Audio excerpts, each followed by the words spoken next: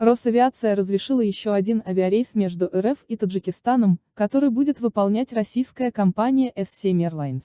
Душанбе, 13 апреля, Спутник. Российская авиакомпания Сибирь S7 Airlines получила разрешение на осуществление пассажирских перевозок из Иркутска в Куляп и обратно, сообщает Федеральное агентство воздушного транспорта РФ.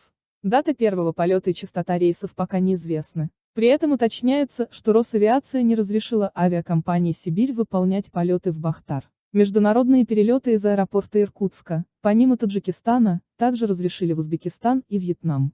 Напомним, что авиасообщение с Таджикистаном и Узбекистаном Россия возобновила в конце марта этого года. В настоящее время регулярное авиасообщение между Россией и Таджикистаном осуществляется по маршруту Душанбе, Москва и обратно с периодичностью 2 рейса в неделю.